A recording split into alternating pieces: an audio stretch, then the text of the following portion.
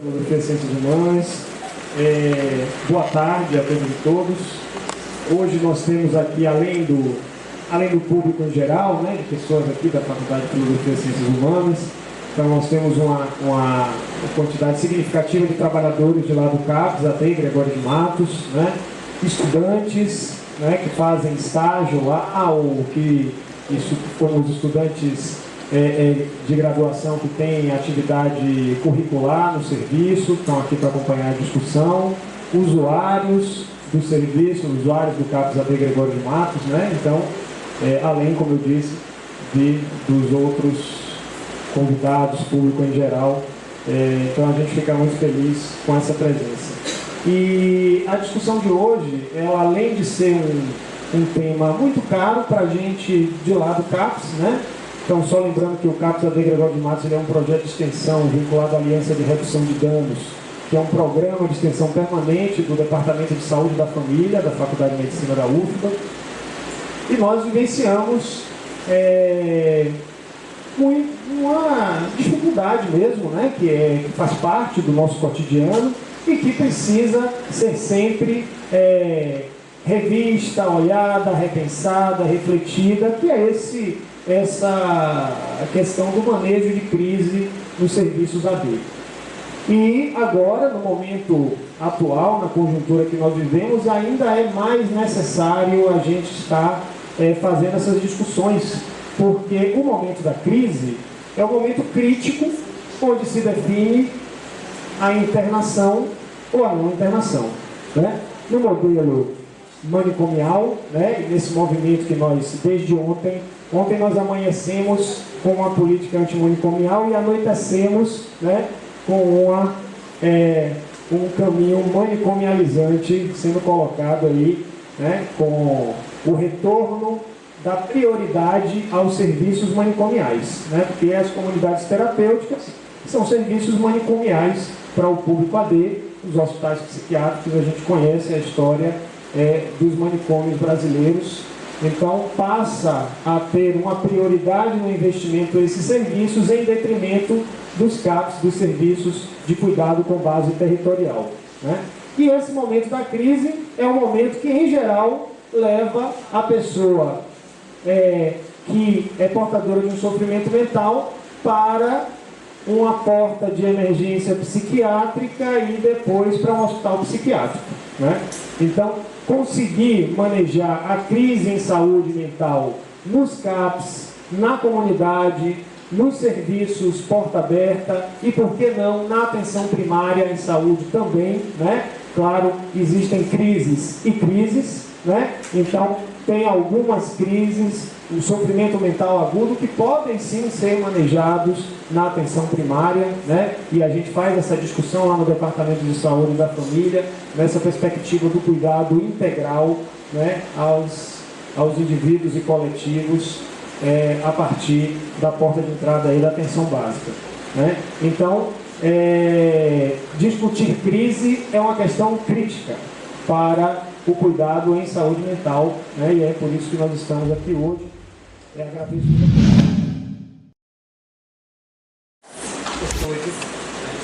já que aí a gente apresenta a singularidade do gênio. Leandro e Renata pediram para eu falar primeiro, só porque eu sou da casa, já de um tempo já, mas eu acho que afetivamente não tem só eu aqui da casa, né? Então, nesse sentido de ser da casa, e aí eu acho que no segundo lugar ser da casa do professor do Instituto de Psicologia, eu acho que eu sou de uma casa que eu não sou tanto quanto Milena e Vera, né? Mas eu acho que eu sou por outros afetos da minha história, e quem de alguma forma apoia para que esse evento, que é uma organização do CAPES AD, né, o CAPES Gregório de Matos e também da Aliança de Redução de Danos, é a existência do LEB. E a existência do LEB, que é o Laboratório de Estudos Vinculares, né, mais assim, digno que seja representado na própria demarche, né, do LEB, por Milena, pela professora Milena e pela professora Vera Ritel também, que foram pessoas que ajudaram o professor Marcos Vinícius a poder dá uma outra solução para o que a gente não tinha até aquele momento no campo da saúde mental, da psicose, que era fazer uma outra aposta, que na hora da crise, na hora que a pessoa está doida, descontrolada, e isso, quem nunca, como eu nunca, evento, todo mundo já ficou doido, descontrolado, todo mundo já foi no chão, isso era um workshop que Marcos Vinícius fazia com os seus estudantes que eram orientandos dele. Marcos Vinícius dizia, o inventor do leve dizia, você não tem como cuidar da crise do outro se você não assume para você, nem visita o momento que você ficou doido. Se você não assume para a gente que você nunca passou nesse ponto, nós não temos do que conversar. Você não entende de crise. Porque você não entende de crise não intelectualmente. Você não entende de crise afetivamente. Como sapiens, homo, como mamífero, você não sabe do que está falando. E a gente também vai achar que você é um ser humano mentiroso. Porque Marcos Vinícius também, o pessoal do Leve, acreditava que não existe humano com mais de tantos anos de idade que não possa te contar um momento de crise, um momento no qual se perdeu, um momento no qual se achou insuficiente. Então, essa, na verdade, o que me faz estar assim, nesse lugar de estar convidando e estar recebendo vocês pelo Leve, é essa história que, na verdade, eu fiz parte pela filia, pela proximidade de amigo, de trocas intelectuais, de militante, lógico. De fundação de militante na Bahia. Boa tarde a todas e todos. E aí eu acho que o Marcelo fala muito bem quando ele fala da crise como algo que a gente precisa reconhecer em nós, né? A gente precisa reconhecer a crise em nós, porque quando a gente não reconhece o nosso não saber, as nossas dificuldades, os nossos momentos de crise, a crise do serviço, né? A gente coloca a culpa naquele que está em sofrimento. E ele é quem é punido por isso, né? É quem é punido pelo fato dos serviços não saberem o que fazer, pela crise dos serviços, né? E aí a gente falar dessa crise na perspectiva antimanicomial. Que clínica é essa, né? Que gerenciamento de crise é esse que a gente faz na perspectiva antimanicomial, em que a gente não se coloca no lugar de poder com relação ao outro? Como é que faz isso? Como é que a gente constrói junto? Como é que a gente está ali como outro ser humano? E aí eu gosto muito quando Jung fala, né? Conheça todas as teorias, domine todas as técnicas, mas ao tocar uma alma humana, seja apenas outra alma humana. E é pela via do afeto, né? A gente aprende muito com os usuários, e aí falando da importância que teve na minha formação, né, a relação mesmo com os usuários, com tanta frequência, da gente construir junto, da gente pensar junto. Eu faço parte do GT Eduardo Araújo, que trabalha junto com a AMIA, e que a gente fala de uma assessoria mútua, né, Show? De uma assessoria em que a gente está numa relação horizontal. Então, quando o outro está em sofrimento, a gente conhecendo o outro, né? A gente tem essa relação próxima, a gente sabe, tipo, aquela pessoa já falou quem são as pessoas de referência para ela, então a gente sabe o que aquela pessoa está trazendo naquele momento, né? O que ela diz e que a gente precisa ouvir com relação a como ela quer ser cuidada naquele momento. E aí essa é a relação da gente com o outro, independente da gente estar como profissional. Sim, pela população de rua, onde eu e Gi fomos convidadas a viajar com a galera da rua, pela primeira vez saindo para fazer uma movimento social na viagem para Recife. E assim, eu como profissional de saúde, não sei mais nada, porque nem estou nessa área. Estou falando como usuária de saúde mental da prática diária de gente para gente, né? De uma usuária lá que ela teve uma abstinência, ela teve uma crise de abstinência ao crack. E eu fui lá, coloquei ela no chão, conversei com ela, cuidei dela, esperei ela ficar no tempo dela de voltar a ficar bem, sabe? Falei com Luana, quem vai agora sou eu vou conseguir, porque Luana Maria, antropóloga que faz, né, política de ação de dança, trabalha na área da droga aí, falou que ela estava para lá e para cá resolvendo tudo, eu disse, deixa comigo agora, Luana. E eu fiz a tática, como eu te falei, de gente pra gente, de tentar acalmar, de esperar ela resolver ficar, né, conversei com ela, o que ela queria para ela. Eu acho que a política de redução de danos é isso aí. É você, que a gente fez capacitação de redução de danos, a AME, os usuários fizeram, pela aliança, né, na Faculdade de Medicina. Então, é a gente dar o cuidado mesmo, e aí, como é que você está, esperar o tempo dele, e aquilo ali vai passar, né? Aquela crise não vai ser para sempre, e tentar organizar ele para que ele continue no cuidado dele. Se eu tiver errado, o pessoal da mesa vai me confirmar ou não, se vai me completar depois aqui, né? Mas eu acho que eu ainda insisto na atenção à crise, no cuidado de tete a tete, de calma mesmo, de tranquilidade e de visão de trabalho, né? Porque a gente nunca faz nada sozinho, né? A gente tem que estar sempre, se estiver sozinho, assim, tem pessoas que já têm várias vivências, com pessoas com faca na mão, com não sei o quê. Na hora, você vai ver que você consegue, que você é capaz e que Deus está no controle de tudo. Qualquer adolescente chega na casa, um dos acordos que nós fazemos no acolhimento é o seguinte: ó, não pode se brigar aqui, mas nós estamos falando para um adolescente que está vendo aonde a violência faz parte do dia a dia dele, mas a gente fala para ele. E aí nós ficamos atentos porque, por exemplo, nesse momento nós temos agora 7 pessoas na casa e tem 3 extras acolhidos. São pessoas que não estão na casa, mas que a gente está prestando cuidados de saúde. E aí o que acontece? E aí acontece que de repente fica para pau. Pau mesmo. Aí quebra o pau, né? Só para vocês terem uma ideia, nós hoje estamos com 2 técnicos, né? Um psicólogo e um redutor de dano que está com o ombro deslocado, porque foi intervir numa briga. Só que Gessé não vai intervir na briga. Gessé olha, observa, vê quando dá um espaço e aí faz uma intervenção. Por quê? O que eu quero entender, e toda a equipe entende, que é o seguinte: isso é momentâneo. E isso é até um tipo de provocação para ver a reação nossa dentro da casa, o que nós faremos. Mas a partir do momento que a gente diz assim, pode sair para dar seu rolê, sai todo mundo dando risada, todo mundo curtindo. Então a gente presta muita atenção nesse manejo, porque uma das coisas que nós precisamos colocar nas nossas cabeças são meninos, mas com um percentual de inteligência muito alto, e que muitas das vezes eles estão sempre nos testando. E aí o que é que nós fazemos? Nós simplesmente fazemos com que de repente essas coisas não aconteçam, né? Ah, mas o que é que vai acontecer com fulaninho que brigou? Tranquilo, fica na de vocês, não se envolva, esse barato não é de vocês, deixa que a equipe vai.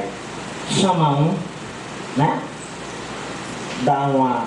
Porque qual é o grande barato da situação? O grande barato da situação é isso. Nós hoje entendemos que nós temos 3 grandes problemas. 3 grandes problemas é o 2, o 3 e o 5. Pode? O 2, o 3 e o 5. As facções que nós temos aí hoje, não é? São as facções que nós temos hoje. Então o que é que acontece? E o 7 também. Pois é, o 7 está chegando devagarzinho. Quando esses meninos chegam e diz que é tudo 2, os outros que são 3, aí olha, epa, aqui é Casa da Ladeira, Unidade de Acolhimento Infantil Juvenil. O comando aqui é da nossa coordenadora que está lá, e depois da coordenadora vem os técnicos de nível superiores, e depois vem os educadores, os representantes. Aqui não tem 2, não tem 3, aqui tem vocês, né? Que vocês precisam colocar na cabeça, e aí cada vez a gente pega esse gancho para a gente falar. O que é hoje essas facções? Quem é hoje que sofre com essas facções? Não é? São eles. São o grandíssimo número de jovens, né, de crianças e adolescentes que estão sendo assassinados paralelamente. Então a gente aproveita nesse momento para nós estarmos discutindo. E conseguia, ele era muito potente, era um gigante técnico. Eu me lembrei do livro lá em São Paulo, que era um cara que tinha uma entrada, assim, um modo de falar, ele conseguia tudo de uma forma muito delicada, malandra também, muito malandro, sabia todos, né, as gírias da rua, os códigos da rua, onde era permitido, onde não era, quais os horários, sem precisar brigar, sem nada, né? Um livro assim, incrível, ele era com certeza a pessoa mais potente da equipe. E ele mesmo, na vida dele, ele preferiu ir para a gerência, mas isso era a escolha do sujeito. Ele pode chegar lá na abstinência, dentro do paradigma da redução de velocidade, se ele desejar. Mas não é um pressuposto da equipe de que é necessária a abstinência. Então, quem vai dizer é o próprio usuário. Se ele quiser. Se ele conseguir chegar num ponto de uso de substância, trocar, e não faça mais sofrer, não cabe a nós julgar. Então, essa é a primeira coisa que eu acho que é importante para a gente não lidar assim, né? Não, você usa uma substância, então você tem que abstinência, sabe? Você usa outra, então você pode fazer redução de dano. Não é assim que se faz. Né? E, bom, matriciamento. Aí, assim, matriciamento é um tipo de dispositivo que é o Plano Nacional, na verdade é a organização, né? A PNH, a Política Nacional de Organização, ela propõe o matriciamento como um modo de organização de serviços, de organização da rede de serviços, em que alguns profissionais, eles matriciam, ou algumas instituições matriciam outras, é um modo de articulação de rede. Então, você lembra de matrizes na matemática, né? Aquele monte de pontinho que você vai ligando e tal, não sei o quê. Então, é uma coisa mais ou menos por ali. Alguns serviços, por exemplo, se você tem um posto de saúde, e ali naquela região tem uma questão ali que está muito premente, por exemplo, cardiológica, tem muitos usuários daquela região, tem questões cardíacas, circulatórias, você vai fazer um pacto de matriciamento com um hospital mais próximo, digamos, ou com um ambulatório de especialidades. E um cardiologista específico, por exemplo, pode fazer o matriciamento dessa UBS especificamente. Então, esse profissional, em vez de a gente encaminhar para o hospital, que era a lógica antiga, esse profissional vai visitar a UBS para poder cuidar, junto com a equipe da UBS, desses casos. Isso é matriciamento. Quando a gente não fica encaminhando, é a rede que se articula em torno das necessidades do território. Entendeu? É isso. Em saúde mental, isso na verdade começou em saúde mental, porque haviam equipes, inclusive começou lá no Brasilândia, em São Paulo, haviam equipes volantes de saúde mental que ficavam matriciando unidades básicas de saúde, discutindo o caso com as equipes, os casos de saúde mental que as equipes estavam com dificuldade de lidar. Então é uma coisa bem prática mesmo, né? Um psiquiatra, um psicólogo, um TO e tal, ela juntava e dizia assim, essa semana a gente vai visitar aquela UBS lá, e lá a gente vai discutir com a equipe aqueles casos de saúde mental. Então é a equipe que vai, isso é matriciamento, mostra a articulação. E como também criar uma rede que não existia, com o posto de saúde, com os organizadores, com os usuários, e como as pessoas podem sair daí com aprendizado também. Também Herbert McRae ensinou muito sobre a história das drogas para mim, e Kleber Barreto, que teve muita honra de ter, que ele escreveu um livro sobre ética e estética do acompanhamento terapêutico, nos ensinou também bastante assim, criar essas bases. Então, essa é uma festa, o Universo Paralelo, que acontece hoje em dia de 2 em 2 anos no sul da Bahia, numa praia. E eu tive notícias que a última vez foram 20 mil pessoas que participaram dessa festa. É uma festa de pessoas de classe média e média alta, é cara, tem que se alimentar lá também. Mas tem tudo, desde internet, geradores, luz e 7 palcos de música eletrônica ininterruptamente por esses 7 dias. E as pessoas consomem bastante drogas ali. Então, um dos pontos aí já é as pessoas vão em grupos.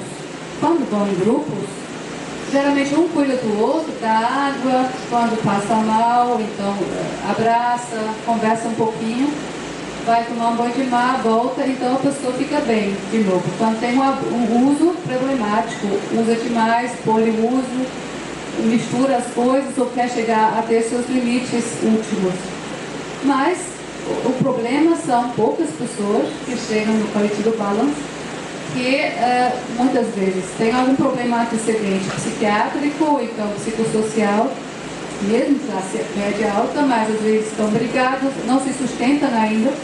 Como são pessoas entre 20 e 30 anos em média, alguns estudam ainda, mas muitos também vivem na casa de pai e mãe e tem aí seus problemas também. Tem, que chega também no posto de saúde, né? Nós estamos ligados ao posto de saúde, separado por uma guerite, mas a gente tenta criar um ambiente aconchegante lá. Então, quem chega lá também são pessoas que têm uma crise de ansiedade, seja por culpa, porque não queriam usar, resolveram usar, ou porque prometeram aos pais, né, que não iam usar e usaram. Como tive um caso de um estrangeiro, vem muitos estrangeiros, né, do mundo inteiro. Foi um que falava inglês, e a gente tem que falar outras línguas também com eles, para dar esse acolhimento. Ele disse que não ia usar e estava no final de uma viagem de um ano, uma passagem depois da escola para o trabalho, e ele ficou em uma crise imensa de ansiedade porque ele se sentiu culpado e não sabia como falar para os pais, e isso no meio de um uso de, não sei, eu acho que usou LSD e outras coisas. Então ele ficou não desorientado, mas ficou muito ansioso, e ficamos com ele.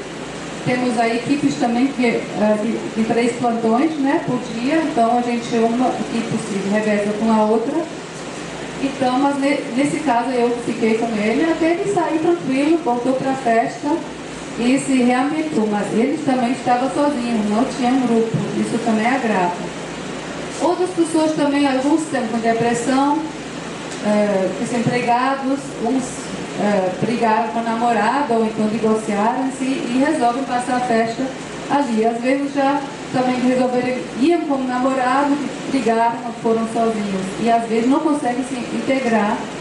Então, quando usam alguma substância, pode acontecer uma crise. Como o Liebenstein fala nesse triângulo das drogas, né, depende absolutamente do sujeito, mas não somente da substância, mas do sujeito e do contexto em que usa também essa substância. Então, a festa pode até dar uma certa contenção, mas é muito grande, tem muitos estímulos, inclusive as luzes, a decoração, então a pessoa pode se perder, aí sim, se entrar no medo, numa fobia, numa paranoia. Então, os casos que a gente encontra são mais ou menos esses. Não sei se eu esqueci de um, claro, tem alguns também que têm possibilidade de entrar no surto, né, tendência a psicose, ou tem uma psicose mesmo. Então, e aí, essas pessoas caminham pela festa, e nós temos, então, lá equipes, uns que circulam pela festa e trazem as pessoas, ou então fazem uma busca ativa, alguém fala, alguém está passando mal na barraca, está sozinho, e buscam a pessoa, trazem lá para o posto de saúde onde estamos. E também tem maqueiros,